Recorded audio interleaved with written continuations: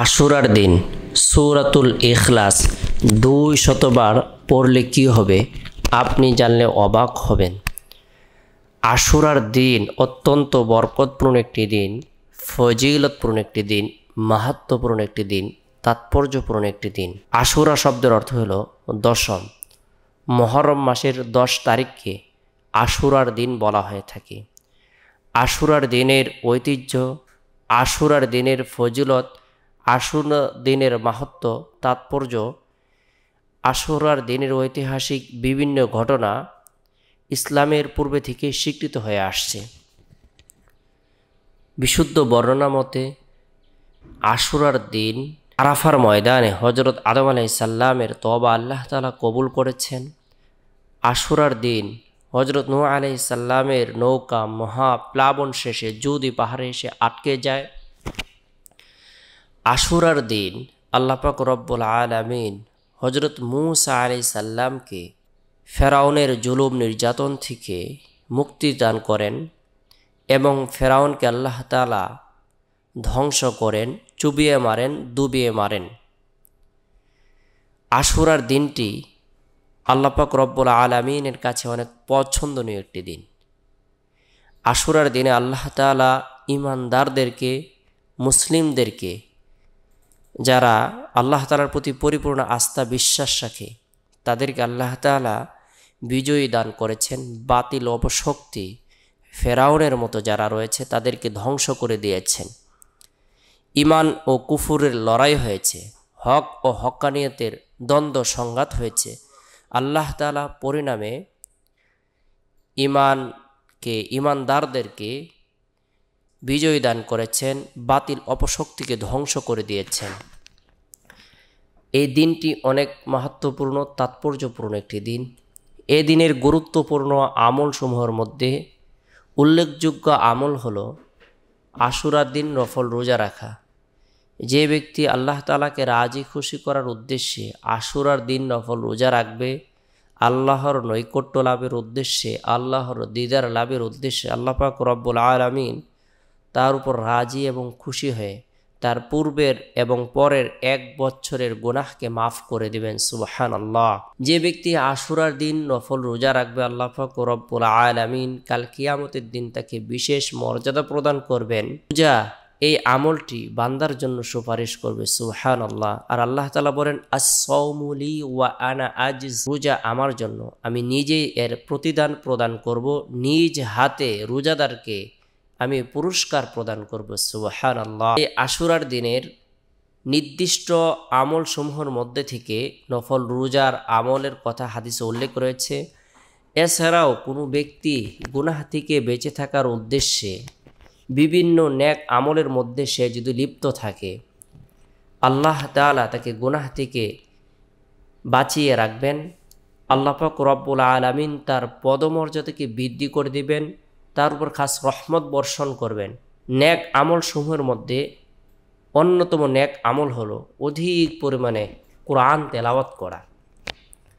যে ব্যক্তি কোরআন তেলাওয়াত করবে, আল্লাহ পাক রব্বুল আলামিন প্রতিটি হরফের বিনিময়ে তাকে 10টি করে নেকি প্রদান করবেন।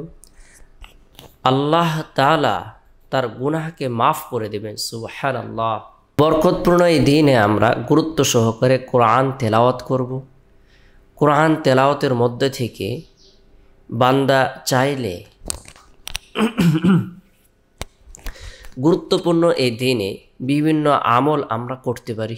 এর মধ্যে থেকে অন্যতম একটি আমল হলো কোরআন তেলাওয়াত। কোরআন তেলাওয়াতের মাধ্যমে বান্দা আল্লাহর নৈকট্য লাভ করে, আল্লাহ তাআলার সাথে সে কথোপকথন করতে থাকে। কোরআন তেলাওয়াতের মাধ্যমে তার অন্তরের জংগুলো, ময়লাগুলো দূর করে দেওয়া হয়। কোরআন তেলাওয়াতের মাধ্যমে আল্লাহ তাআলা তার উপর খাস রহমত বর্ষণ করেন।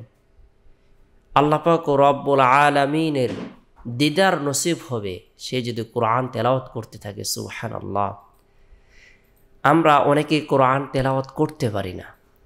আমরা তাহলে কিভাবে কোরআন তেলাওয়াতের এই আমলটি করব?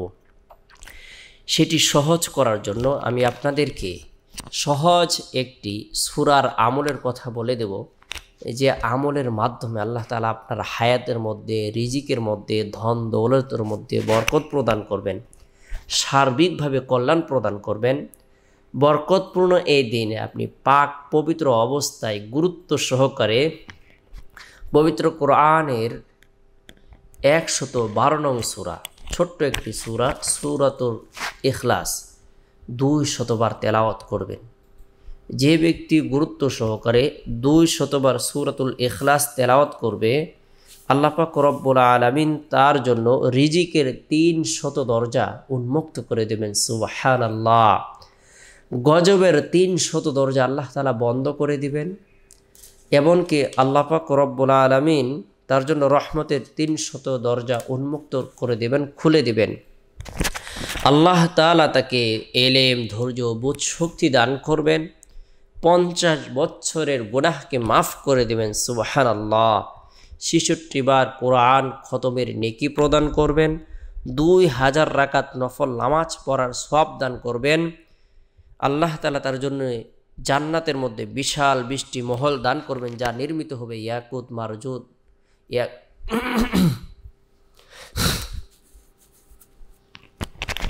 আল্লাহ তাআলা জান্নাতের মধ্যে তার জন্য বিশাল বড় একটি মহল দান করবেন, যা নির্মিত হবে জমরুদ দ্বারা, ইয়াকুত, মারজান পাথর দ্বারা। সুবহানাল্লাহ।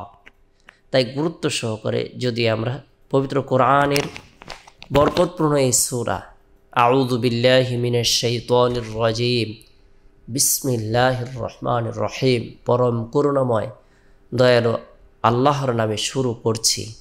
কুল হুয়াল্লাহু আহাদ, হে নবী বলুন আল্লাহ এক, আল্লাহুস সামাদ, আল্লাহ মুকাফিক্কি, লাম ইয়ালিদ ওয়া লাম ইউলাদ, তিনি কাউকে জন্ম দেননি এবং তাকেও কেউ জন্ম দেয়নি।